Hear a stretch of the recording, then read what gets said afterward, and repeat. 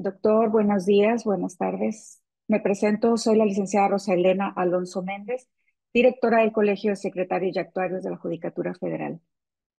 A los asistentes a esta reunión, es un honor para mí presentar al doctor Juan Antonio García Amado, quien nos ilustrará con su presencia sobre las razones por las cuales el Estado constitucional democrático y social de derecho de nuestro país en México se encuentra en crisis. Hemos escuchado en esta narrativa nacional, derivada de la aprobación de la reforma constitucional de 5 de febrero de este año, propuesta por el titular del Poder Ejecutivo, que se encuentran amenazados los principios de división de poderes y autonomía judicial. Vemos con esta reforma el peligro de que jueces se conviertan en agentes políticos, utilizando su poder para favorecer a partidos específicos en lugar de aplicar la ley de manera imparcial. De la misma forma, puede existir el riesgo de que los juzgadores que se elijan bajo el sistema aprobado en la reforma excedan los límites de la interpretación jurídica ilegítima, creando nuevas normas en lugar de aplicar las existentes. Otro cuestionamiento de los juzgadores es si pueden analizar esta reforma constitucional. Hoy todos estos temas requieren una especial relevancia en el contexto mexicano.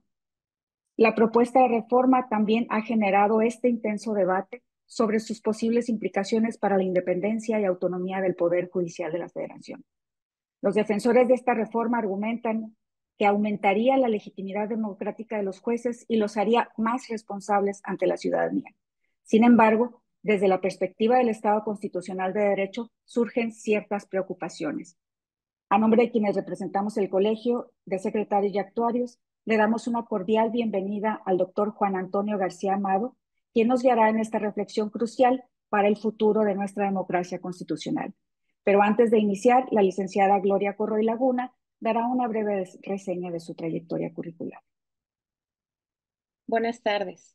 El doctor es catedrático de Filosofía del Derecho en la Universidad de León, España, desde 1994. Es doctor en Derecho con premio extraordinario por la Universidad de Oviedo. Fue investigador en universidades de Múnich, Berlín, Aix-en-Provence y Florencia, profesor de posgrados y doctorados en varios países europeos y en casi todos los países de América Latina. Doctor honoris causa por varias universidades americanas, entre ellas la Universidad de Buenos Aires. Es autor de unos 20 libros y de más de 300 artículos en revistas jurídicas y libros colectivos. Nuevamente, doctor, le reiteramos que es un honor para nosotros contar con su presencia y pues le cedo el uso de la voz. Bienvenido. Muchas gracias. Bueno, pues muy buenas tardes o muy buenos días. Les agradezco muy sinceramente esta invitación para estar con ustedes, acompañarnos en este colegio. Eh, Estoy agradecido, siento gratitud por esa confianza y por la expectativa y porque ustedes han creído que algo puedo con mis ideas aportarles a sus consideraciones, a sus debates y a sus acciones en este momento. Déjenme decirles que personalmente siento la mayor solidaridad con ustedes y con sus reivindicaciones y las de todo el variado personal del Poder Judicial mexicano. Tienen mi comprensión, mi solidaridad y en lo que pudiera eventualmente servir, pues modestamente mi apoyo. Pero hoy aquí yo tampoco puedo dejar de hablar como el extranjero que soy. No tengo legitimidad para entrar demasiado a fondo en el análisis o la crítica de las cuestiones que estrictamente conciernen a México, aunque será inevitable que haya una lectura mexicana, por así decir, de muchas de las cosas que yo pueda plantear. Mi, mi enfoque es un enfoque crítico y pesimista respecto de situaciones que se están viviendo en muy distintos países de nuestro círculo político y cultural, entre ellos el mío.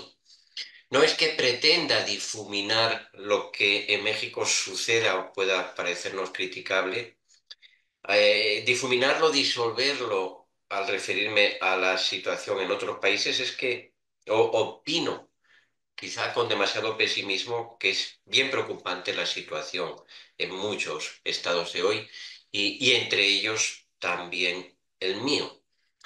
Hay En nuestro mundo iberoamericano hay estados que ya han caído en las garras de la dictadura, aunque conserven formalmente elecciones. Es el caso, vamos, de Nicaragua, es el caso de Venezuela. Hay estados que van por una senda extraordinariamente preocupante de abandono, de renuncia, de conquistas que nos parecían signo civilizatorio que ya no tenían retroceso o vuelta atrás. Mi propio país está en este momento en una situación difícil. Los españoles nos consolamos pensando que estamos en Europa y que la Unión Europea no permitirá que aquí se genere una situación de estado único, de colonización de las instituciones, de colonización de las instituciones por un único partido, un único grupo social, de más o menos larvada dictadura en suma, pero la Unión Europea cada vez se muestra más débil a la hora de frenar los ímpetus totalitarios de izquierdas o de derechas y los efectos de un populismo galopante que odia, que tiene como principal programa el odio a este modelo de Estado en el que nos sentíamos confortablemente instalados, el Estado de los derechos humanos, el Estado de las garantías de nuestros derechos para todos los ciudadanos, el Estado de la democracia genuina y el Estado de las libertades, de la libertad de pensamiento, de la libertad de expresión, de la libertad de información, de la libertad religiosa y tantas otras. Bueno, creo que vivimos una gran crisis con distintos grados de intensidad en esa crisis o en esas enfermedades políticas, jurídicas y sociales. Y yo diría que si yo les propongo una pauta para diagnosticar la intensidad del mal que en cada lugar nos aqueja, ¿no? Vean quiénes son los principales interlocutores del gobierno de cada lugar en otros países, o vean a qué gobernantes del mundo se invitan a las grandes ceremonias, son invitados a las grandes ceremonias oficiales en esos países. ¿Con quién les gusta más estar a nuestros gobernantes? ¿A quién nuestros gobernantes les perdona más fácilmente sus traiciones a la democracia o sus atentados contra los derechos humanos? ¿Y dónde buscan esos gobernantes nuestros sus enemigos reales o imaginarios? Les pongo un caso. El gobierno español no ha condenado de ninguna manera el atentado contra la democracia y los derechos humanos en las elecciones recientes en Venezuela. Les pongo otro caso. A lo mejor, aquí se lo planteo como hipótesis, el Estado mexicano ha preferido invitar a Maduro o a Putin o al presidente chino en lugar del jefe de Estado español. Y no es que tengan que invitar al jefe de Estado español que sea español, es que es el jefe de Estado de un Estado constitucional y democrático de derecho, mientras que Putin es un dictador, Maduro es un dictador y China es una dictadura. Entonces cada uno elige sus compañías, igual que cada uno elige si se casa con personas honestas o con profesionales. El pecado, permítanme expresarlo de esta manera un poquito rebuscada, ¿no? Bueno, pero es una tendencia general y entonces yo haría como un análisis de los que hacen los médicos, ¿no? Eh, Diagnóstico o etiología de la enfermedad, si es que la hay, diagnóstico, pronóstico, tratamiento. Creo que el diagnóstico ya lo estaba anticipando. Puede que peque de pesimista, pido disculpas si así es, y nada deseo tanto por mi propio interés y el de mis hijos que equivocarme, ¿no? Ojalá mi pesimismo no se vea confirmado en los hechos. ¿Cuál es el diagnóstico? El diagnóstico es que avanzamos a paso muy, muy firme y en distintos grados según el país. Intuyo que México, a gran velocidad y en una fase ya terminal, quizá definitiva, avanzamos hacia nuevas formas de tiranía o de dictadura. Bueno, ahí habría un problema conceptual. Eh, ¿Hay nuevas formas de tiranía o de dictadura o las tiranías y las dictaduras vienen a ser siempre iguales?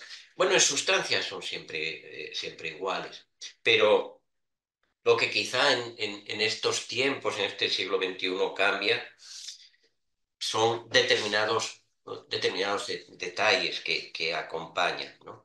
Eh, lo que hacían los dictadores de antaño era suprimir las elecciones. ¿No? Antes los dictadores llegaban a caballo, ¿no?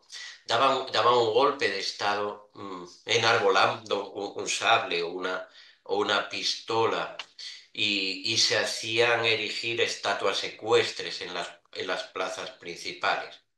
Bueno, hoy los nuevos dictadores llegan a través de los medios de comunicación y de un uso intensivo de los medios de difusión de ideas que en nuestro tiempo existen. Se convierten en expertos en difundir su propia imagen y sus mensajes, muchas veces aviesos o torcidos, y se rodean de una legión de comunicadores. Antes se rodeaban de masas que salían a las plazas públicas a ejercer la violencia.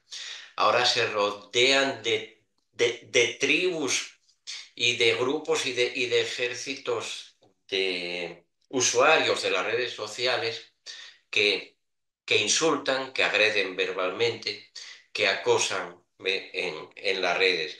Pero la finalidad, cambian los procedimientos, cambian los medios, pero la finalidad es siempre la misma. Mire, no le estoy hablando de nada lejano. Yo le voy a confesar algo que en realidad es una debilidad mía. Hace ya como 2 años y medio o 3 se me ocurrió poner en lo que era la red Twitter un mensaje crítico con algo que había dicho el presidente del gobierno español, Pedro Sánchez. Y les aclaro algo, ¿no? Yo, digamos, me identifico como socialdemócrata, provengo de una cierta izquierda socialdemócrata y me siento huérfano y abandonado en ese espíritu, en ese planteamiento. Entonces, el presidente español había dicho que proponía que en verano, para ahorrar energía, las personas fueran sin corbata y como me pareció una, algo perfectamente pueril y tonto como mensaje público y político, pues hice una broma a la red y no le di más importancia. Bueno, al cabo de 3 días había recibido 3.000 insultos, los conté. Había recibido 3.000 sujetos, no sé si humanos o mecánicos, me habían insultado siguiendo patrones comunes y perfectamente identificables por hacer esa crítica que realmente era una crítica estúpida también la mía, ¿no? Ni siquiera tenía especial gracia lo que había dicho. 3.000 insultos en menos de 3 días. Bueno, eso no sucede si no es con una estrategia deliberada y con un muy estudiado planteamiento táctico. Se trata de acallar, se trata de rodear, se trata de acobardar, y esto es algo que es completamente indiferente de la adscripción política supuesta o real a la izquierda y a la derecha. Los populismos con afanes totalitarios que hoy en día pululan en nuestros países son unas veces de derechas, otras veces de izquierdas, pero se dan la mano, por ejemplo. Ahora mismo la extrema derecha y la extrema izquierda del mundo, o más que extrema, digamos, la derecha populista y la izquierda populista, coinciden en su simpatía a Putin, con Putin, por ejemplo, ¿no? Ambos se derriten ante los dictadorzuelos de este tiempo y algo excitante se remueve en ellos cuando ven esas imágenes de un dictador montando a caballo con el torso desnudo, ¿no? Algo renace de viejas pasiones que creíamos superadas. Bueno, entonces digo que avanzamos hacia nuevas formas de tiranía, vamos hacia sistemas de partido único, vamos hacia una crisis de las libertades y en un contexto en que las elecciones políticas no van a ser suprimidas porque ya no hace falta suprimirlas, ¿no? Los dictadores de antaño, los golpistas de antaño suprimían las elecciones. Ahora hay una triple estrategia que hemos visto aplicarse. Primero, se adultera el ambiente electoral. Si eso no funciona, se falsean los resultados electorales y cuando es imposible negar la evidencia de que el tirano perdió en las urnas, simplemente se ignoran los resultados electorales y, y se miente descaradamente sobre lo que ocurrió. Bueno, entonces, digamos, ese es mi diagnóstico. Estamos en una situación de gravísima enfermedad de nuestros sistemas constitucionales, democráticos y de estado social. Me interesa, luego volveré a esto, me interesa en particular la etiología, la causalidad. ¿Por qué sucedió? Y yo diría que han influido al menos dos factores. Sin duda hay más, pero quiero subrayar dos, ¿no? Y los denominaré el desvarío de la izquierda y la crisis del derecho. Haré especialmente énfasis especial en lo segundo, la crisis del derecho, que es lo jurídico, lo que más de cerca me atañe, en lo que puedo aspirar a decir algo con un poquito más de fundamento.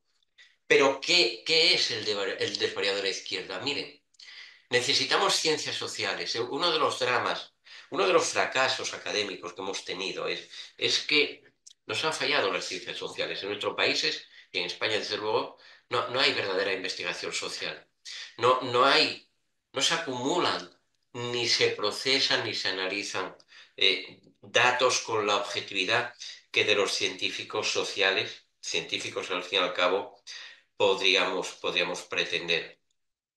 Y eso es así también porque el discurso político vacío o populista se ha adueñado de las propias universidades, se ha adueñado de los centros de investigación y a la mayor parte de los investigadores y los profesores les interesa más que la verdad otra cosa, que es su propia identidad, la manera en que a sí mismos se ven y el modo como quieren ser socialmente identificados.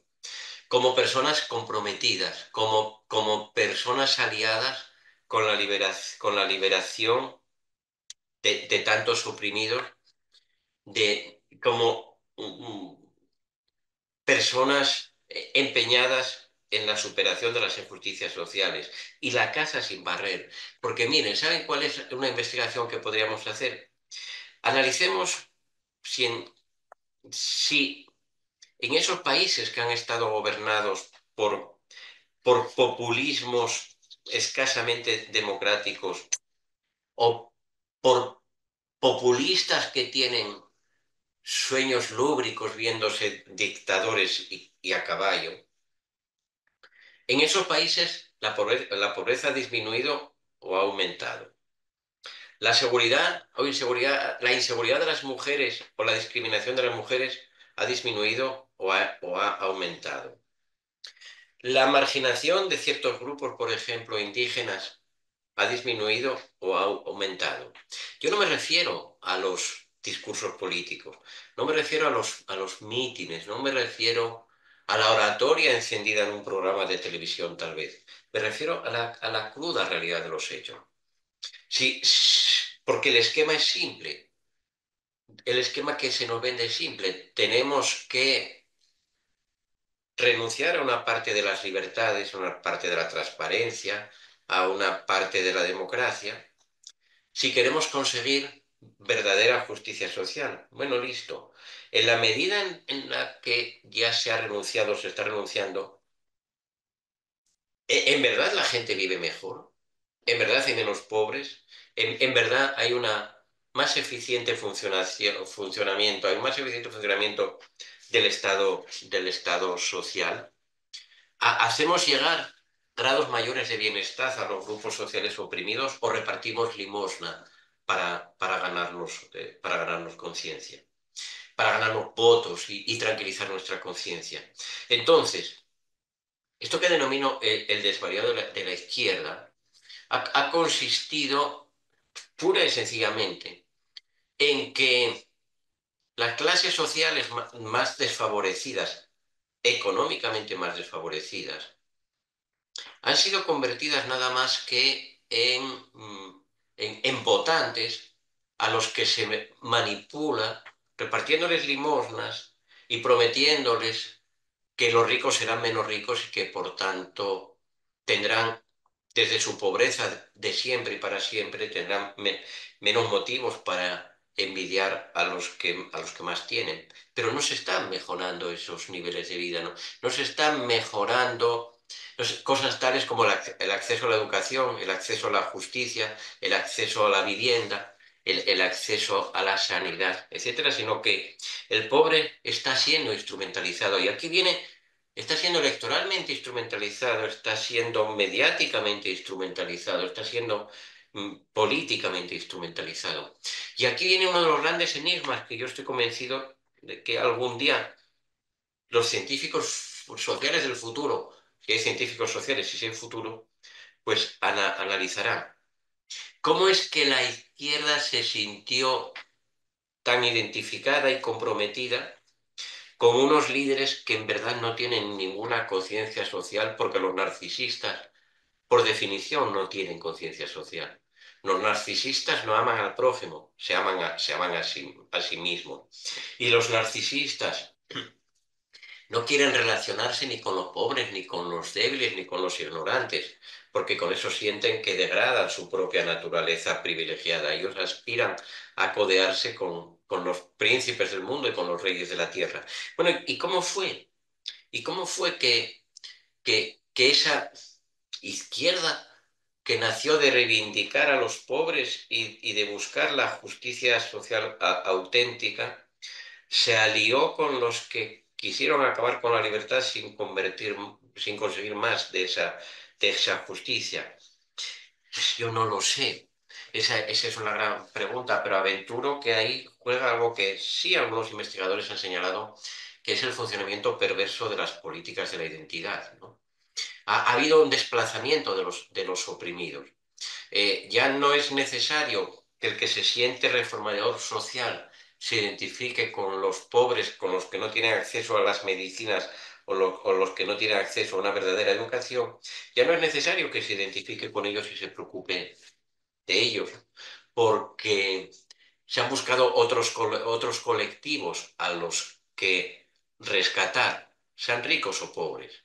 Entonces, nos hemos convertido en agentes de revoluciones sexuales, nos hemos convertido en agentes de revoluciones animalistas, nos hemos convertido en agentes de revoluciones ecologistas, para no tener que ocuparnos en nuestro discurso político y nuestra práctica política de ese que está al lado o que quizá vive en el extrarradio de nuestras mismas ciudades, y a quien ya hemos dejado de ver porque estamos embarcados en otros discursos. Queremos que nos identifiquen como, como partidarios de los derechos de las minorías para que podamos impunemente ignorar que las mayorías siguen en la miseria, que las mayorías siguen sin derechos, que las mayorías siguen sin acceso cierto a eso con lo que nosotros creamos y nos recreamos. Y nos convertimos todos, los académicos, los intelectuales, los universitarios, los artistas, los escritores, en víctimas y a la vez agentes de un aparato de propaganda que deben mucho más a Goebbels que a cualquier otra racionalidad. Nos aventuramos todos en políticas y discursos que recuperan lo peor de Carl Schmitt, esa dialéctica amigo-enemigo, ¿no? Estamos todos, estamos la mayoría empeñados e insistentes en identificar enemigos internos, los ricos, las empresas, las multinacionales, los agentes de la globalización, pero sobre todo los ricos. Identificar enemigos internos e identificar enemigos externos. El imperialismo del pasado, el imperialismo actual, pero fíjense que el enemigo externo ya nunca es la dictadura. El enemigo externo ya nunca es quien invade contra el derecho internacional y el derecho de la guerra otro país. El enemigo externo ya no es quien niega resultados electorales. El enemigo externo ya no es quien coloniza económicamente nuestras tierras, nuestros países o nuestros continentes. El enemigo externo es cada vez más el país que aún vive en democracia, el sistema social y político en el que aún se conservan las libertades. Bueno, ¿y cómo es posible? Esto para mí es un interrogante que personalmente me, me deprime y me desmoraliza, ¿no? ¿Cómo es posible que nosotros, los académicos, que hemos gastado tantas horas de nuestras vidas, los profesores de derecho, los constitucionalistas, que hemos gastado tantas horas de nuestras vidas en explicar las virtudes de la democracia, en explicar la importancia de los derechos humanos, en explicar lo fundamentales que son las garantías constitucionales, en explicar lo absolutamente irrenunciable que es la independencia judicial? ¿Cómo es posible que nosotros ahora nos dividamos básicamente en dos grupos? Los que callan y los que asienten.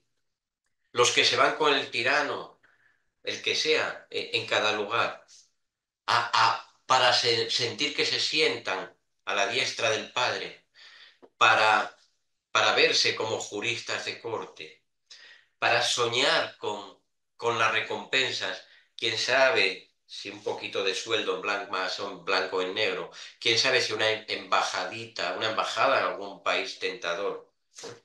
Entonces, los unos se venden a la ignominia y los otros callan por miedo. Pero ahí viene la cuestión. ¿Qué pasó con lo que enseñábamos? ¿Qué pasó con lo que escribíamos? ¿Acaso no sería ahora mismo una buena estrategia abrir ante tantos autores de manuales y tratados y monografías de derecho constitucional, abrirles ante sus ojos sus propios libros y preguntarles, oiga, cuando usted escribía esto, cuando usted redactaba estas páginas, ¿realmente estaba fingiendo un sentimiento constitucional que en el fondo le era ajeno? Disimulaba porque en aquellos tiempos, cuando usted redactaba estas líneas, le parecía que el discurso vigente era todavía el de la libertad y el de la democracia, y no se atrevía a contrariar lo que pensaba que era una mayoría social.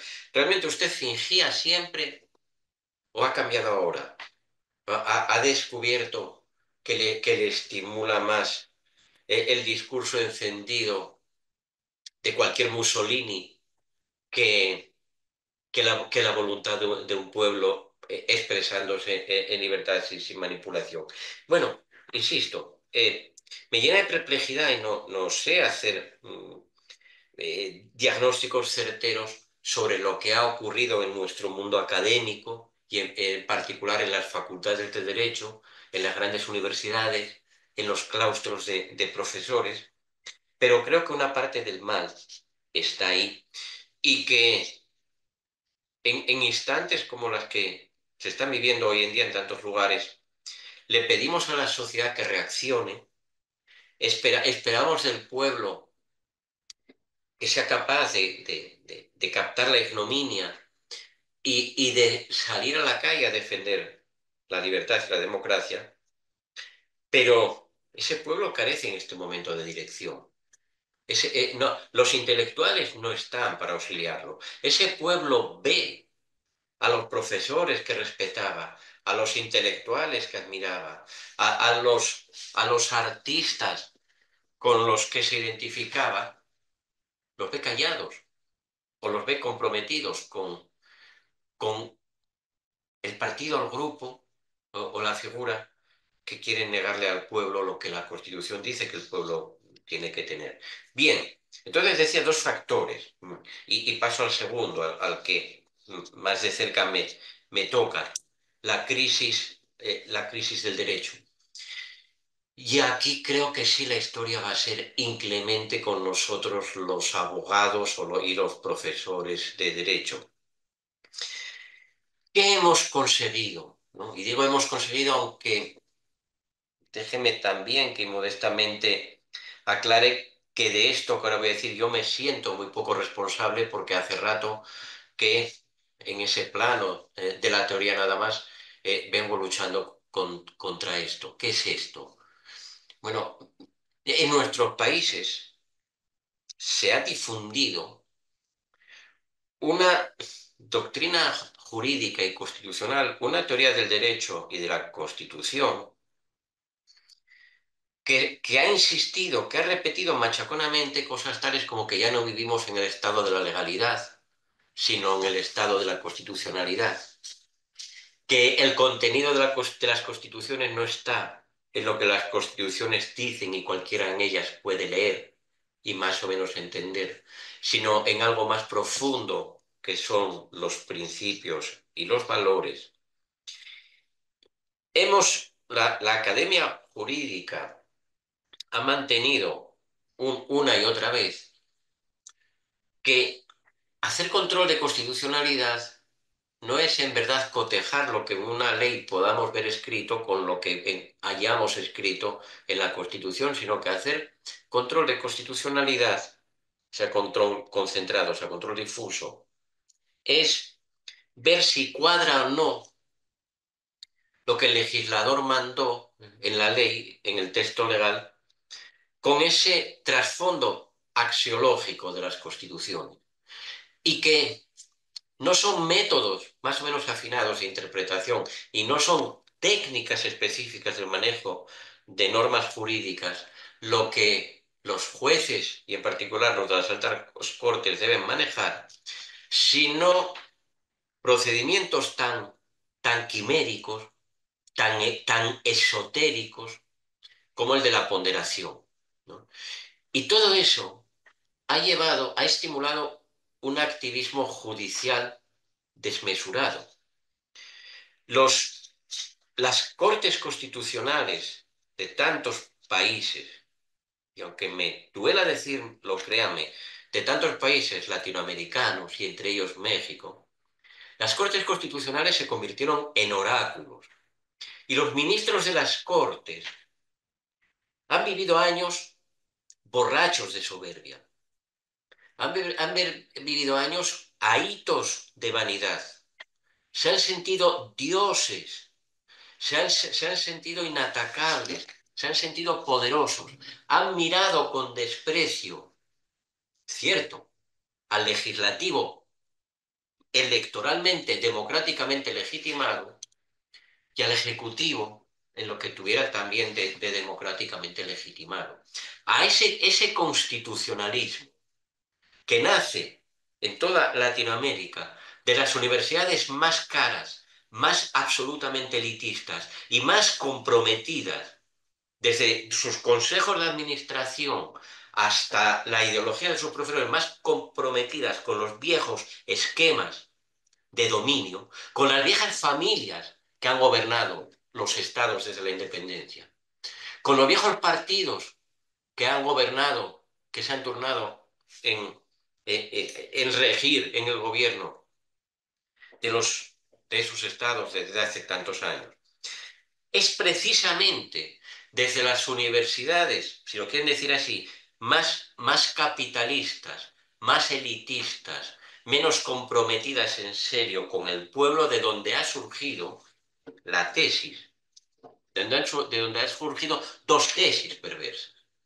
Uno, que no hay que fiarse del legislador, porque el legislador es el pueblo y el pueblo no sabe ponderar como si ponderan magistrados, magistradas y ministros, ministras, surgidos de esas instituciones académicas que dan los mejores títulos y quizá ungidos por algún doctorado en universidades extranjeras prestigiosas.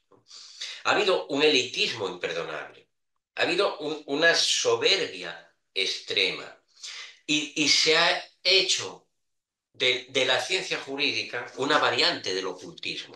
Se ha hecho una ciencia esotérica, ¿no? Los que más saben tienen que ponderar para decirle al pueblo en qué se equivoca, incluso en los casos en los que el pueblo, a través de la ley, ha dispuesto, no choca para nada con lo que cualquiera pueda entender en la Constitución. Y en ese alarde de arrogancia, ha habido cortes constitucionales que han llegado a declarar inconstitucionales normas de la propia Constitución. Ha habido dos estrategias funestas. Una, la de cortes constitucionales, tribunales constitucionales, añadiendo de su cosecha y por su cuenta y riesgo normas a la propia Constitución, generalmente para aumentarse, para incrementar sus propias competencias, las competencias de esas cortes. Dos, ya en la locura completa, en el absoluto desvarío, ha habido altas cortes y tribunales constitucionales que han negado la constitucionalidad de determinadas normas de la Constitución misma. Bueno, esa práctica, ¿cómo se ha denominado entre nosotros en el mundo del derecho? Con un nombre bien sencillo y que todos comprendemos. Eso se ha denominado activismo judicial. Venimos de un hiperactivismo judicial. Venimos de jueces de altas cortes empoderadas hasta la borrachera, a activistas hasta el desorden, que se creen soberanas por encima de la Constitución y más allá de lo que la Constitución dice, porque aparecieron imbuidas de pronto de un espíritu mesiánico. Y se nos dijo que no había esperanza para el pueblo y sus derechos, si no es de la mano de esas cortes que leían las entrañas de la Constitución o interpretaban el vuelo de los preceptos constitucionales. Que esas cortes nos iban a dar a los ciudadanos y sobre todo a los más humildes la verdadera titularidad de los derechos que merecemos. ¿Y saben qué? En mi opinión, fue mentira también. No nos liberaron de nada, ¿no? Sino que esas cortes practicaron lo que a mí me gusta denominar jurisprudencia simbólica. Hay toda una panoplia de sentencias que pasan por ser las más progresistas del mundo, pero que son a lo mejor ideológicamente tan avanzadas como socialmente inútiles. No era el mayor problema de México, no era el problema constitucional y social más intenso, nada que tuviera que ver con la tenencia de marihuana para el consumo propio, nada que tuviera que ver con que el divorcio fuera causal o fuera libre. No era el mayor problema de un país como Colombia, el de la eutanasia o no eutanasia, o el de nuevo allí también, la tenencia de droga, de ciertas drogas, en dosis dedicadas nada más que al consumo personal. Esos no eran los verdaderos problemas sociales. Los verdaderos problemas sociales están mismamente en la situación de las cárceles. Cárceles en las que los presos viven, los presos de cualquier condición o por cualquier delito, viven en condiciones infrahumanas. ¿Y qué están haciendo los tribunales constitucionales de muchos países cuando esos presos recurren porque sistemáticamente se vulneran sus más elementales derechos constitucionales? Pues cosas como ordenar al gobierno que construya que construya cárceles nuevas, ¿no? No, eso es tomar el pelo al titular de esos derechos. Eso es tomar el pelo, es engañar a esos presos y a sus familias. Bueno, entonces, sintetizo la primera parte de este diagnóstico. Nos convencieron determinados teóricos del derecho de que el derecho no está en lo que dice la ley o en lo que dice la Constitución ni sus interpretaciones posibles, sino que el derecho es algo más hondo, más difícil de asir, que requiere capacidades o condiciones intelectuales especiales para ser captado, que el derecho vive en los principios y que el compromiso del juez no es con la ley que de la representación popular emana, sino que es con los principios y valores que bien entendido nos van a llevar a construir al fin una sociedad justa y incluso por encima de los límites, las garantías y los mandatos de la Constitución. Bueno, esa fue la primera parte de la historia. Un activismo judicial sin trabas, desmesurado, absurdo, que primero niega la sustancia del derecho, lo convierte en pura voluntad y que después condujo a la politización del derecho. Miren, creo que esto ha sido fundamental. Cuando, cuando el derecho es algo tangible, comprensible, cuando las personas, los ciudadanos, pueden saber dónde está el derecho. Oiga, pues yo voy a leerme para saber qué pasa con el régimen de matrimonio, voy a leerme el Código Civil. Para saber qué pasa si robo a mi vecino, voy a leerme el Código Penal. Para saber si hay censura, si puede haber censura o no en los medios de comunicación de mi país, voy a leerme la Constitución. Cuando el derecho es tangible y comprensible, aun con sus márgenes de indeterminación, y cuando los jueces no se exceden en sus atribuciones, sino que ejercen comedidamente la inevitable discrecionalidad que la naturaleza del derecho les deja, pero no van más allá de lo que la letra de las normas permite. Cuando los jueces hacen eso y la academia jurídica nos ayuda a identificar las normas que son derecho y a diferenciarlas de las normas religiosas, de las normas morales o de los intereses de cualquier grupo, cuando eso sucede, el pueblo y los poderes respetan a los jueces. ¿Por qué? Porque los ven como profesionales que hacen su trabajo con la materia prima que tienen, pero que no pretenden, esos jueces, ampliar su poder a costa precisamente de ese instrumento con el que operan, del derecho. Pero cuando el derecho se difumina, cuando el derecho se vuelve evanescente, cuando las técnicas jurídicas no pueden ser explicadas porque todo se reduce a decir que apliqué el test de proporcionalidad en sentido estricto y previamente el test de necesidad y antes el test de idoneidad, cuando el resultado de un caso judicialmente juzgado se explica mediante palabras incomprensibles y operaciones esotéricas. Y cuando alguien dice, mire, yo también ponderé y no me sale así, dice, ya, pero es que usted no lleva toga, o es que usted no tiene un doctorado en Kiel, o es que usted no ha hecho un posgrado en Massachusetts, ¿no? Bien, en esos momentos, de la sociedad se pide un acto de fe. No confíen en el derecho y nosotros que nos limitamos a ser sus aplicadores, sino que confíen en nosotros que traemos la buena nueva, que somos portadores de la palabra de Dios hecha ley, que somos los que en verdad captamos ese trasfondo medio inasible de la Constitución. Bien, pero eso terminó en algo que era inevitable, terminó en la politización de la justicia. ¿Por qué? Porque los gobiernos, los partidos de uno u otro pelaje, de una u otra orientación, se dieron cuenta de lo siguiente.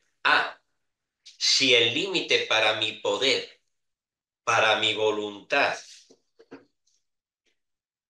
no está en lo que dice la Constitución o en lo que leemos en el Código Penal o lo que se establece en la ley de partidos o lo que figura escrito en la ley tributaria, sino en lo que pondere y sobre los valores y la justicia entienda el ministro y la ministra que integran la Corte Suprema, entonces yo solo necesito una maniobra que no es tan difícil. Yo tengo que conseguir que sean de mi bando, que sean de mi partido, que sean de mi cuadra, que sean de mi tribu, los que ponderan. Que los que leen los hígados, que los que interpretan los hígados del pato o los vuelos del pato, sean de mi casa, sean de mi familia, sean de mi onda, ¿no? Y eso llevó, el libertinaje judicial hizo que primero los medios de comunicación perdieran el respeto a los jueces. Les perdieron el respeto porque ante lo palmariamente arbitrario de tantas decisiones judiciales, los medios tradujeron a un lenguaje socialmente comprensible. Tradujeron las decisiones judiciales a un lenguaje político y dijeron, los jueces están con los capitalistas o están con los trabajadores. Los jueces están con el gobierno o están con la oposición. Los jueces están con los machistas o están con las feministas. Y eso, el hacer de la sentencia un ejercicio de esoterismo, provocó una inevitable politización. Y, y, y eso llevó a la pérdida de respeto social a los jueces. Si son gente de partido, entonces podemos criticarlos como criticamos a los políticos. Si son gente de iglesias o de grupúsculos, podemos criticarlos como criticamos a las iglesias o los grupúsculos. Y eso deslegitimó. Eso fue una deslegitimación autoinducida por el activismo judicial que al mismo tiempo había sido causado por una ola de principialismo estéril. Porque por otro lado, y vuelvo al argumento anterior, no hay en nuestra historia moderna ni un solo caso de un país en el cual los avances sociales, las reformas sociales, la justicia social no se haya conseguido mediante reformas legales, sino mediante sentencias judiciales. No hay ni un solo caso. Los jueces, por definición, ni pueden ser, ni han querido nunca ser los agentes del cambio social. No les toca, pero además no es su voluntad tan natural tampoco. Todo avance social, y en esto la historia europea es transparente, todo avance social se ha conseguido mediante reformas legales, aplicadas por jueces fieles a la legalidad y a la constitucionalidad auténtica. Bueno, entonces, ¿cuál era el criterio? ¿Cuál era el ánimo? ¿Cuál era el propósito de tantos teóricos del derecho y tantos constitucionalistas que han repetido que puesto que ya no vivimos en el estado de la legalidad, sino en el estado de la constitucionalidad, ni importa lo que diga la ley, ni importa quién la haga, sino que lo que cuenta en verdad es el ánimo del juez para defender los derechos humanos? Bien, bueno, avanzo de nuevo y sigo con el hilo de mi confusa argumentación. Teníamos el activismo judicial que deslegitima socialmente a los jueces porque los hace aparecer como políticos sin partido y como militantes sin programa, como personas que se mueven aparentemente por su propio capricho y que retan a cualquier poder del Estado erigiéndose la judicatura en poder soberano, en poder supremo. Bien, una vez que están deslegitimados esos jueces, es muy fácil ya para cualquier gobernante o cualquier partido domesticarlos, porque ya tenemos el derecho diluido, ya tenemos el derecho licuado, ya tenemos la idea de que lo que el derecho manda no depende de lo que los textos jurídicos disponen, sino de la voluntad de unos magistrados y magistradas y de unos ministros. ¿Cuál es el paso siguiente? El paso siguiente, obvio, y que estamos viendo que ahora mismo se está ejecutando, es en seleccionar a los jueces de modo que usen ese enorme poder del que se han dotado al servicio de nuestros intereses, al servicio de nuestro partido. Mire, yo no necesito irme a ningún otro país a poner el ejemplo. En este instante, en el Tribunal Constitucional Español, se sabe con certeza absoluta qué va a fallar dicho tribunal en cualquier asunto que tenga una mínima relevancia política o que afecte a los partidos políticos que se disputan el poder en España. Las sentencias están predeterminadas, son 7-5 siempre. Hay 7 que están con el gobierno y 5 que están con la oposición y nunca van a romper su disciplina partidista cuando a sus dueños el asunto que en la sentencia se trate les importe. No los hemos elegido popularmente en España, no han sido elegidos por elección democrática. Han sido designados mediante una dinámica de mayorías y minorías parlamentarias que ha permitido al gobierno actual, pero podría perfectamente haber hecho lo mismo el otro partido, han permitido asegurarse que nunca este Tribunal Constitucional va a declarar inconstitucional una norma de este gobierno o va a declarar constitucional o conforme a la Constitución un recurso de la oposición. Entonces, los poderes los partidos, los gobernantes y tanto más, cuanto más tiránico es su designio, han descubierto que para manipular el derecho solo hay que ser dueño de los jueces, ¿no? Y entonces, en mi interpretación, lo que sobra, lo que sobra son los 3 atributos o 4 que en nuestros sistemas constitucionales definen al Poder Judicial. Estorba la independencia judicial, los jueces tienen que ser dependientes, los jueces tienen que ser estómagos agradecidos, los jueces tienen que sentir profundamente que su cargo judicial no lo deben a su mérito, sino a quien ha mandado votarlos o a quien los ha señalado para ocupar ese lugar. Los jueces no tienen que ser imparciales y la manera de que los jueces no sean imparciales es asustarlos. Es asustarlos mediante comisiones de disciplina judicial que puedan, sin fundamento, sin motivación apenas y sin recurso posible, sacarlos cuando alguien de la orden de que ese juez hay que sacarlo y ahí estorba. El tercer elemento, decimos independencia e imparcialidad, y el tercer elemento, ya lo acabo de citar, es la inamovilidad de los jueces. Ese es un gran problema, ya venía siendo un gran problema en América Latina, ¿no? Hay países, Ecuador es uno de ellos, en los cuales los jueces saben que no pueden rebasar cierto límite en sus sentencias, no pueden desagradar más de la cuenta al gobierno de turno porque los van a remover, porque los van a sacar, porque hay maneras torticeras de aplicar la disciplina judicial o incluso de aplicar la figura delictiva de la prevaricación o prevaricato.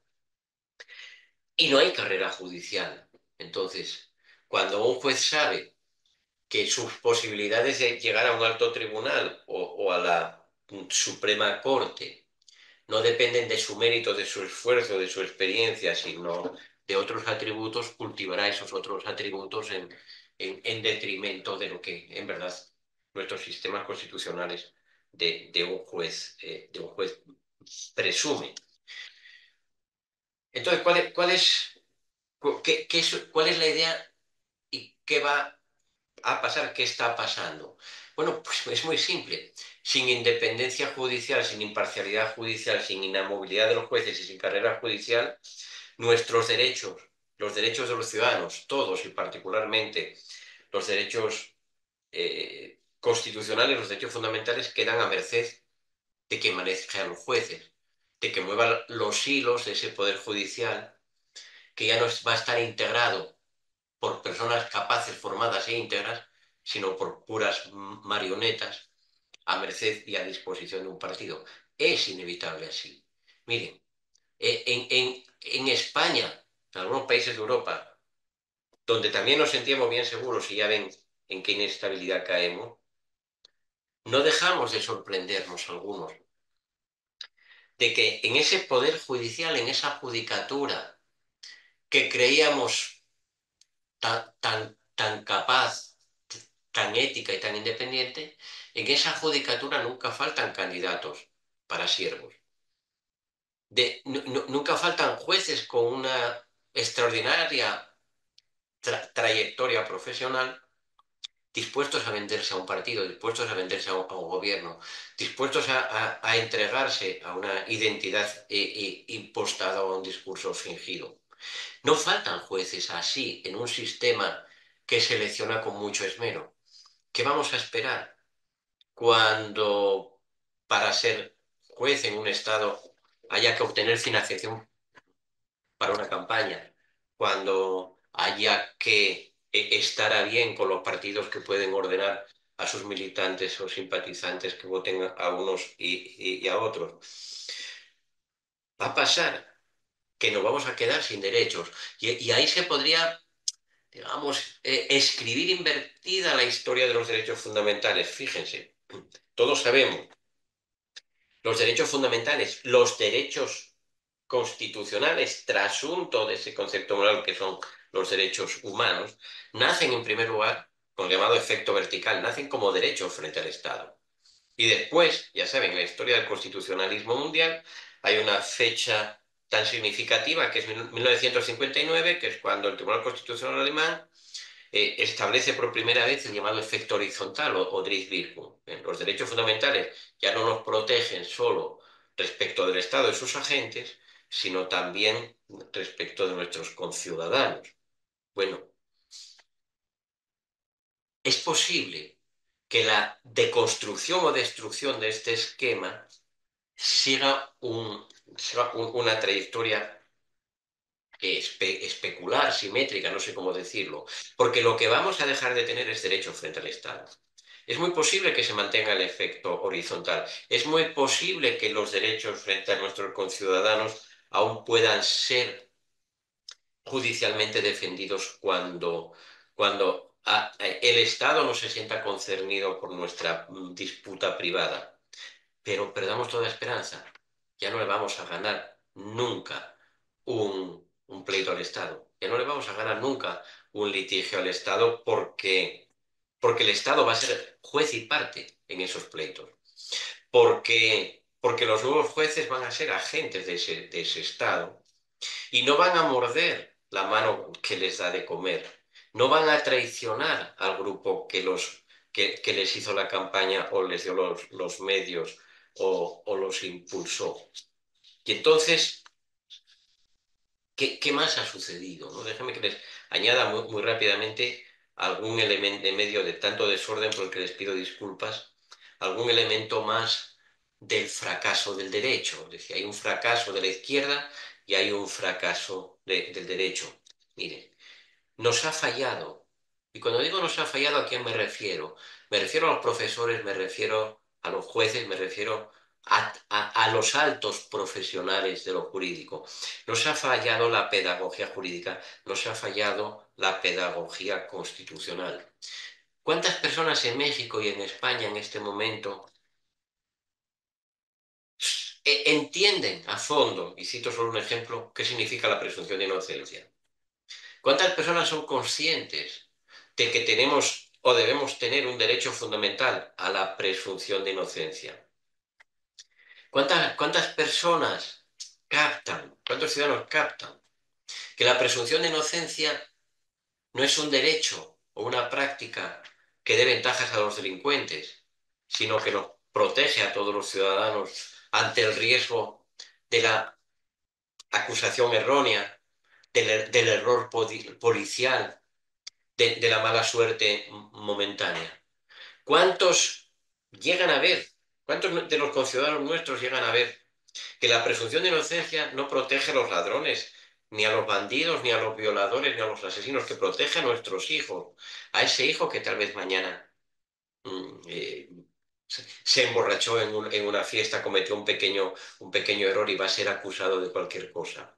¿Cuántas personas son capaces de darse cuenta de que la prisión preventiva oficiosa es un atentado extremo contra nuestra seguridad jurídica, contra nuestros derechos fundamentales y contra nuestra vida y la vida de nuestros hijos? Bien, pero ¿qué estoy? ¿Culpando al pueblo por no captar su propio interés?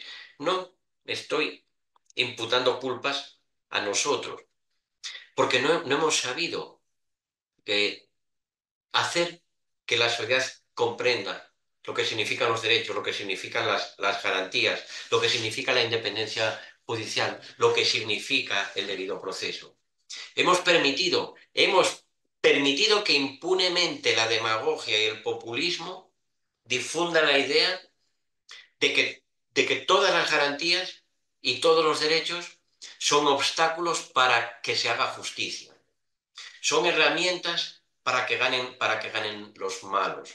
Son instrumentos para que se beneficien los perversos. Y es al revés.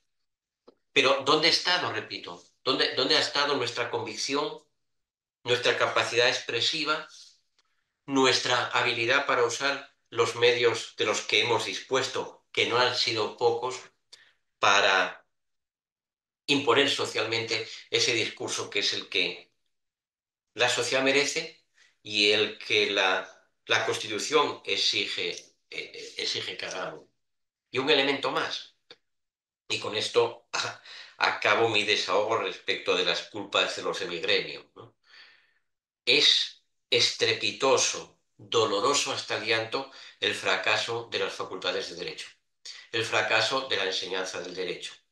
Mire, si la medicina se hubiera enseñado en las últimas décadas en las facultades de medicina, como el derecho se ha enseñado en las de derecho, estaríamos todos medio muertos ya. Imagínense cómo habría sido que materia tras materia en las facultades de medicina se les hubiera dicho a los estudiantes que lo importante no es el cuerpo, sino el cultivo del alma, que a este mundo no venimos para estar sanos y disfrutar de los placeres, sino para salvar nuestra alma, que vale más morir en la virtud que vivir en el pecado. ¿Qué habríamos pensado si en las lecciones, en las aulas de anatomía, de fisiología, de cardiología, de traumatología, se hubiera explicado eso en lugar de dar cuenta de cuáles son los padecimientos posibles de nuestra salud, cuáles son las técnicas y los instrumentos de todo tipo para mejorar esa salud o luchar contra la enfermedad? Bueno, entonces, ¿por qué en las facultades de Derecho se ha dejado de enseñar Derecho?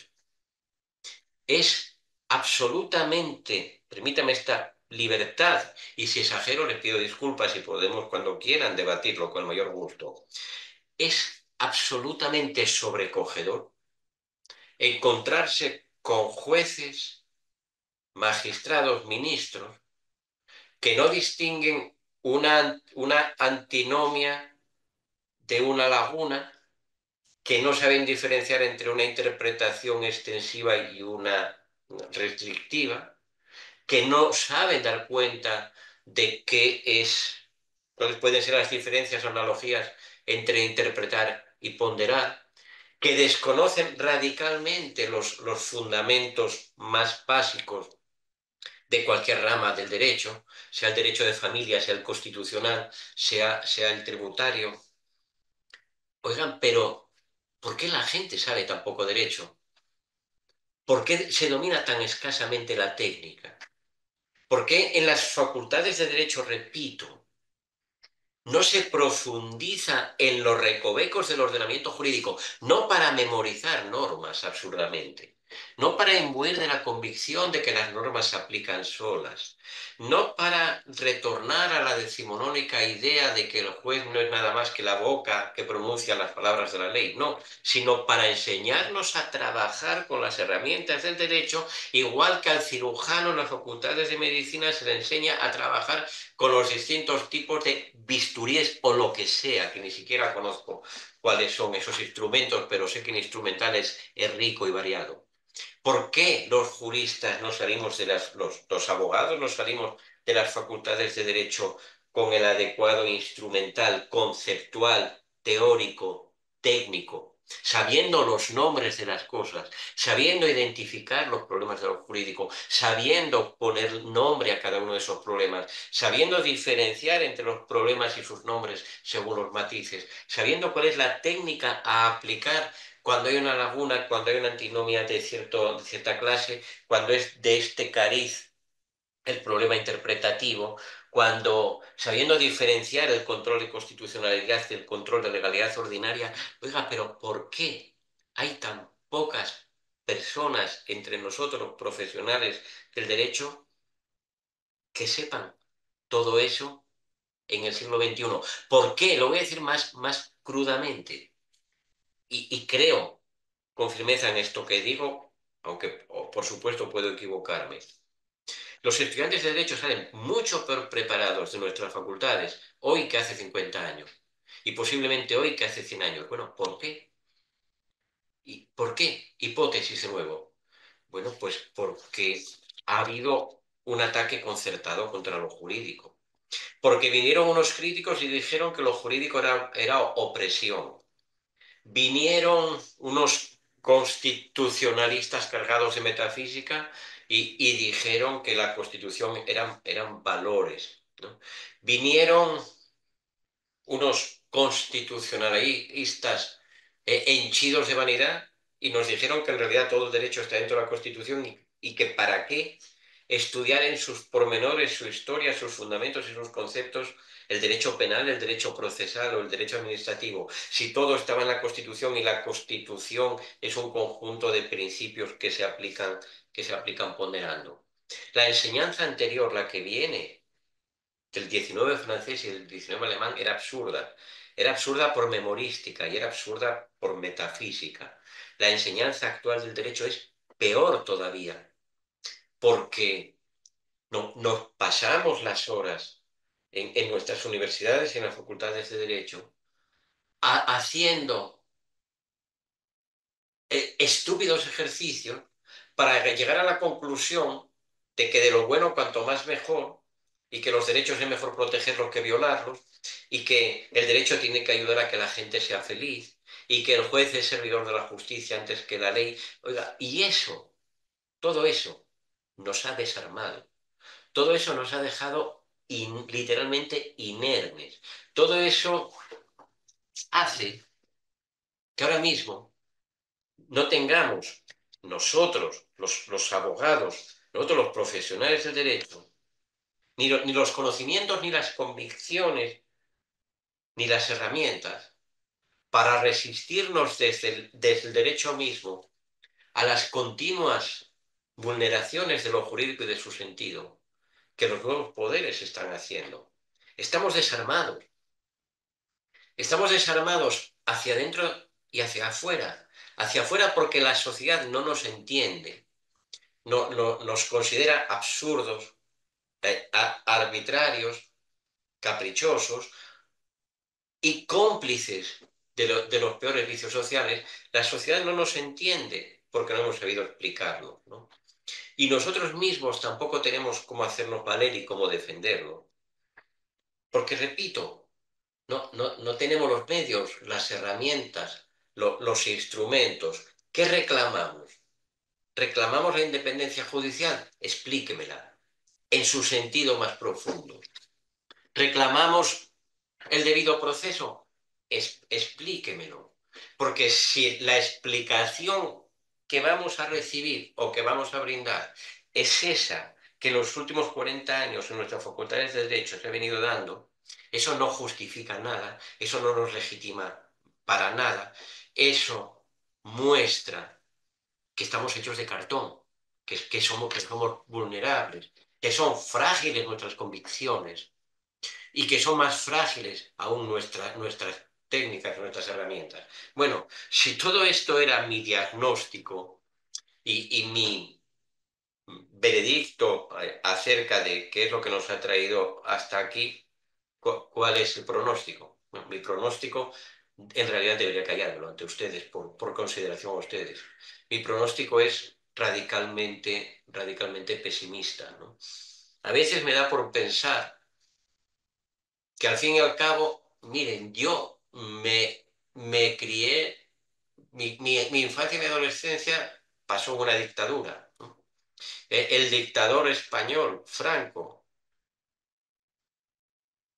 aquel que también era un demagogo así, y que también hablaba constantemente en sus discursos de la conspiración judeomasónica, aquel que organizaba referendos en los que conseguía el 90%, 95% de apoyo social, aquel que no nos dejaba vivir libres ni pensar en paz, ni llevar una vida digna, murió cuando yo tenía 17 años, ¿no?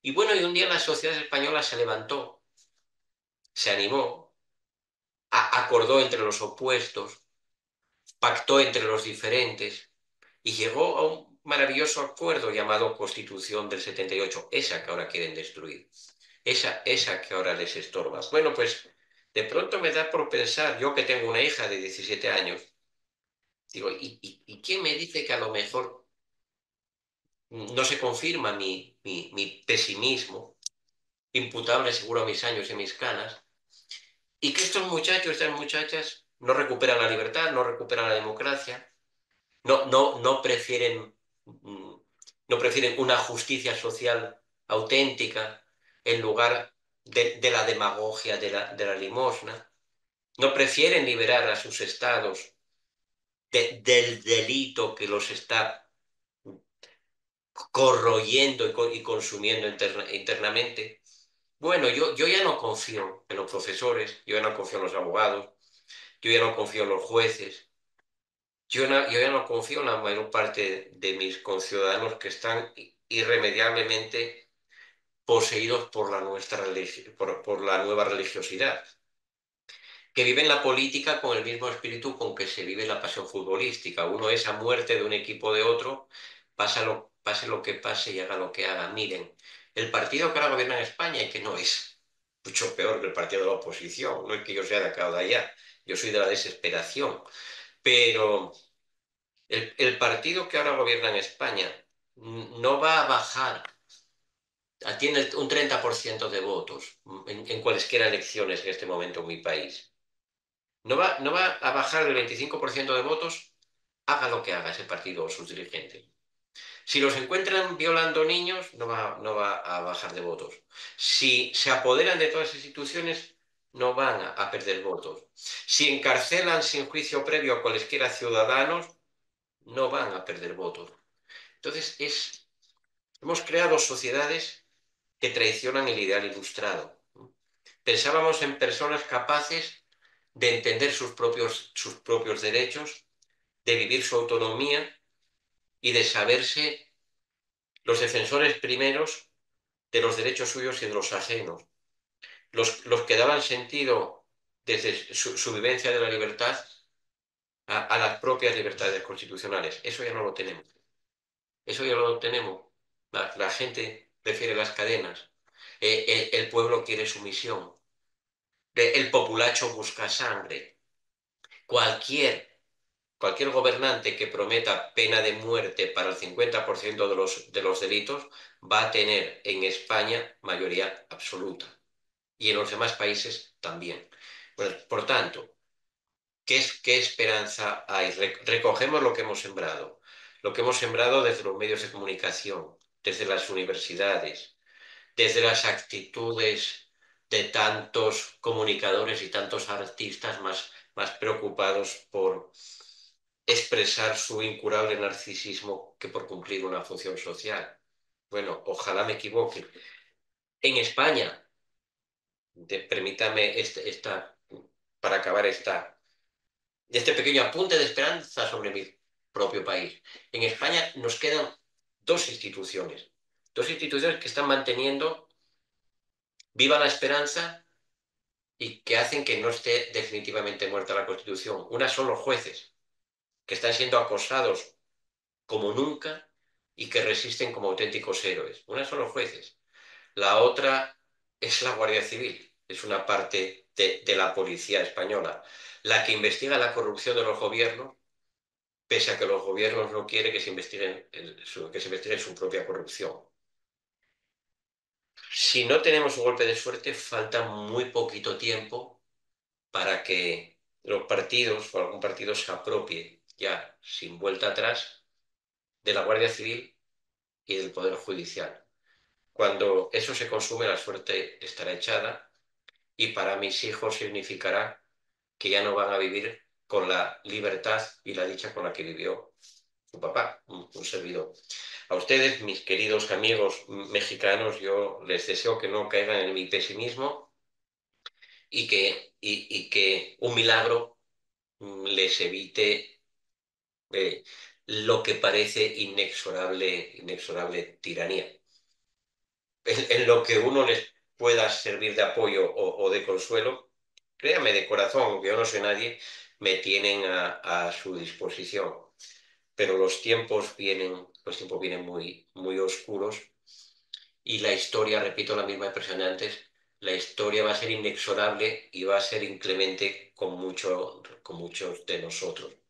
Por tantos errores, por tanta frivolidad, por tanta demagogia, por tanta falta de ética profesional, por tanta falta de espíritu crítico, por tanto egoísmo, por tanta presunción, por tanto creernos invencibles cuando de verdad éramos frágiles y el enemigo de todo lo que más apreciamos acechaba al otro lado del muro. Bueno, en fin, créanme que lamento de verdad no tener nada bonito que decir, pero les agradezco enormemente la atención.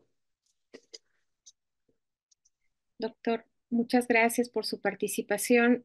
Tenemos un par de preguntas que me gustaría formularle. Eh, Nuevamente le reiteramos que para nosotros es sumamente valioso su conocimiento, sus comentarios, nos guía en estas épocas tan complejas para poder reflexionar sobre lo que ha sido en el pasado el Estado democrático, la actuación del Poder Judicial, en el caso ahorita el federal, en relación a su contacto no con la sociedad, pero sí poder ver hacia el futuro cómo tenemos que seguir trabajando y qué es lo que tenemos que mejorar, porque eso siempre hay, ¿no? Siempre cosas para mejorar. Mire, una de las preguntas que nos hicieron llegar dice, ¿dónde se fijan los límites de los gobernantes en la Constitución o esta sirve para ser base para poder justificar sus actos? Se entrecortó algún momento su palabra, no escuché bien. Después de dónde se fijan los límites, no escuché más. Es, ¿dónde se fijan los límites de los gobernantes? ¿En la Constitución o esta sirve de base para justificar sus actuaciones? Los límites de los gobernantes, miren, está interesante la pregunta y es bonita porque los límites de los gobernantes yo diría que son de dos tipos y la realidad actual lo está mostrando. Los límites de los gobernantes se fijan en el derecho. Un Estado de Derecho, la definición de Estado de Derecho es eso, ni más ni menos. Un Estado de Derecho es aquel en el cual nadie está por encima del derecho y son las normas de derecho las que ponen a cada uno sus límites y particularmente a los que gobiernan. El derecho limita al poder. Simplemente eso es el Estado de Derecho. Allá, ese modelo de organización donde ningún poder puede ser absoluto porque todo poder está sometido a algo superior, que hay por encima y que es el derecho. Entonces, claro, en primer lugar está ese límite en la Constitución y seguidamente, cómo no, en las normas que desarrollan la Constitución. ¿Qué, qué, gran oportunidad hemos perdido? Nosotros que hemos declarado, Nosotros que somos de países donde se han declarado inconstitucionales tantas tonterías, tantas cosas que en el fondo tenían relativamente poca importancia, ¿qué oportunidad, cuántas oportunidades hemos perdido para velar más, vigilar más estrechamente determinadas prácticas del poder que implicaban avanzar cada día un paso en la vulneración de esos límites y en el descrédito de las normas mismas que ponen los límites y de los órganos, empezando por el judicial, que aplican esas normas? Bueno, eso es obvio para mí, que los límites de los gobernantes están en la Constitución y en el derecho en general, pero me, me parece que también es importante decir que hay otro tipo de límites, más intangibles, más difusos, que está en la autorrestricción del gobernante. Esos límites están en la ética, en la ética política. Esos límites están en la lealtad. Otra manera de diagnosticar lo que nos sucede es mediante el concepto de lealtad. Estamos en el 2024, en el 2019 se cumplieron 100 años de la Constitución de Weimar, la Constitución alemana de Weimar. Un maravilloso experimento fue de crear en Alemania, por primera vez en la historia de aquel país, un Estado democrático, un sistema parlamentario, un régimen basado en los derechos de los ciudadanos. Y la Constitución de Weimar cayó porque llegó el nazismo, pero la Constitución de Weimar, llegar a Hitler o llegar a otro, estaba herida de muerte. ¿Por qué? Por la extrema deslealtad de todos los agentes políticos de aquel país en aquel tiempo y por la llamativa y feroz deslealtad también de los propios constitucionalistas alemanes. Esto se ha dicho muchas veces, yo mismo lo he explicado muy a menudo, ¿no? Los constitucionalistas alemanes del 19 al 33, en su gran mayoría, odiaban la propia constitución que explicaban. La degradaban, la vilipendiaban, la tachaban de disolvente del Estado alemán, la tachaban de cómplice con la palabrería que es propia del parlamentarismo, etcétera. Están contados, yo no voy a repasarlos aquí, pero están contados los constitucionalistas alemanes de aquel tiempo de vigencia, República de Weimar, que eran leales a la Constitución, que defendían su letra y su espíritu, las dos cosas. Y eran cuatro. Da igual los nombres, en otro momento podríamos hablar de cada uno y de su peripecia. Eran cuatro. ¿Y los demás cuántos eran? No sé, 40, 400, 4000, ¿qué importan? No querían aquella Constitución. Cuando nadie defiende una Constitución, la Constitución muere. ¿Y de qué se están dando cuenta algunos gobernantes? Esto es, creo, lo planteo como hipótesis para investigar si quieren, pero esto me parece profundísimamente interesante. Esta hipótesis merecería un seguimiento por parte de un grupo interdisciplinar de expertos. Miren, hay muchos gobernantes, algunos en mi país, que se han dado cuenta que al otro lado no hay nada, que las constituciones no están defendidas, que, que los muros eran de cartón piedra, que en realidad se podía hacer impunemente todo lo que la Constitución prohibía y que la manera de hacerlo es pasito a pasito. Hoy tumbo esta pieza, mañana derribo aquella columna. Entonces, hay como tomar el edificio constitucional aprovechando que sus flancos están desguarnecidos, que el llamado a defender ese edificio, esa estructura, está ausente. Entonces, eso no era un problema. Eso no era un problema mientras esos gobernantes se sentían internamente comprometidos con su sociedad y con su sistema jurídico y político y con su constitución. Pero esa lealtad ha desaparecido. Y han visto que cada vez, repito, que cada vez que rebasan un límite que parecía infranqueable, las críticas son pocas, los aplausos predominan. los expertos callan o transigen. Y entonces, pasito a pasito, a base de deslealtad, a base de manipulación, a base de negar la evidencia, y rodeándose de toda una corte, en España diríamos un equipo de palmeros, alguien que aplaude por sistema. Bueno, pasito a pasito han ido superando todas las limitaciones hasta apropiarse de la Constitución misma. Y volvemos, de nuevo me muestro pesimista en exceso, pero ustedes saben cuál era el lema del Estado absoluto, aquel que formuló Luis XIV, el Estado soy yo. El rey absoluto dijo, el Estado soy yo. Bueno, estamos muy cerca de que algunos de nuestros presidentes digan, la Constitución soy yo. La Constitución es mi voluntad. La Constitución no puede contrariarme a mí. ¿Cuál es otro asunto que algún día alguien investigará? Espero, al menos para que, aunque sea en el futuro ya sin consecuencias directas, por desgracia, se haga algo de justicia. ¿Cuál es el elemento psicológico común de todos esos gobernantes que son transgresores de la Constitución? Creo que son todos, yo no soy psicólogo ni psiquiatra, pero creo que son todos psicópatas narcisistas, ¿no? Violan las normas que protegen a la gente porque en realidad no sienten ninguna empatía con la gente. Y hay algo muy vacío en su discurso. Ellos apelan a las masas porque no quieren relacionarse con los individuos.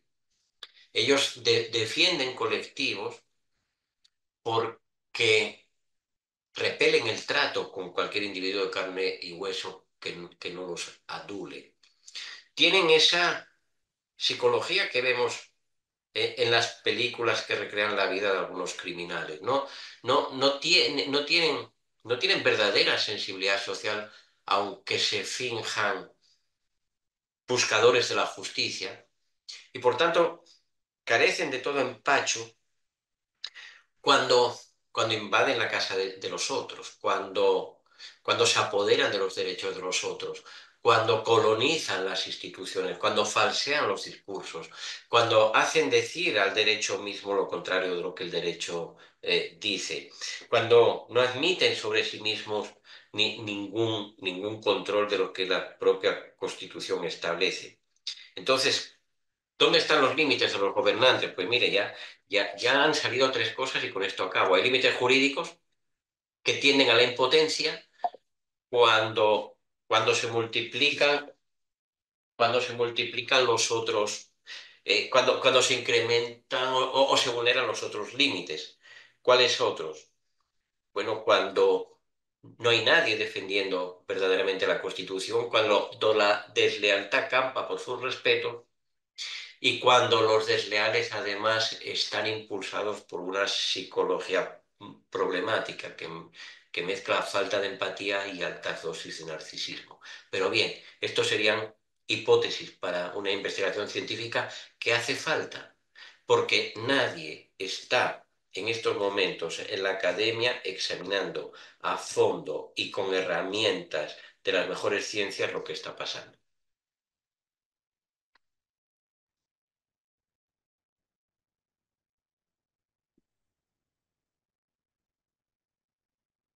Doctor, pues le agradecemos mucho la intervención.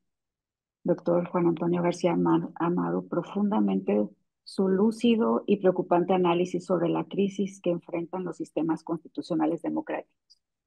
Su Gracias. diagnóstico es alarmante, pero certero. Estamos, como lo ha señalado usted, ante una grave enfermedad en nuestras democracias causada en gran medida por el desvarío de ciertas corrientes de izquierda y por una profunda crisis del derecho.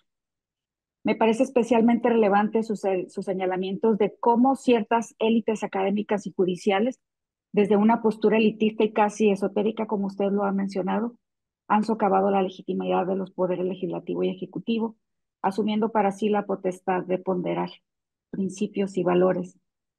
Este activismo judicial desmedido, como bien lo señala, ha terminado por politizar la justicia hasta hoy y erosionar la independencia de los jueces.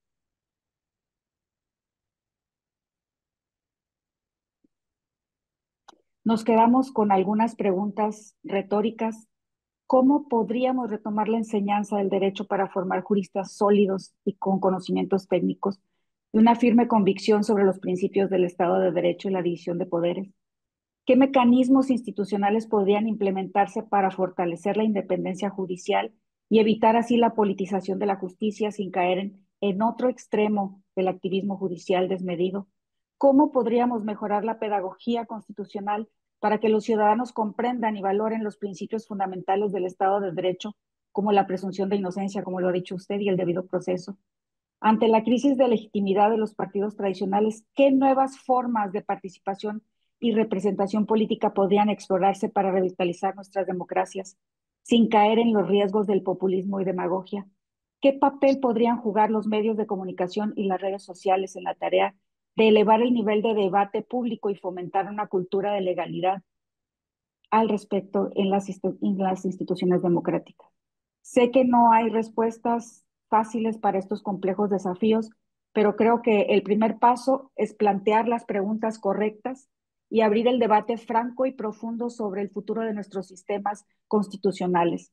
Su análisis, profesor García Amado, es un valioso punto de partida para esta reflexión impostergable. Le agradecemos su presencia y su valiosa perspectiva sobre esta crisis. De verdad, Gracias. muchísimas gracias. Muchas gracias a ustedes, muchísimas gracias. Les deseo la mejor de las suertes y espero que todos podamos disfrutar de la buena suerte que nos merecemos. Muchas gracias.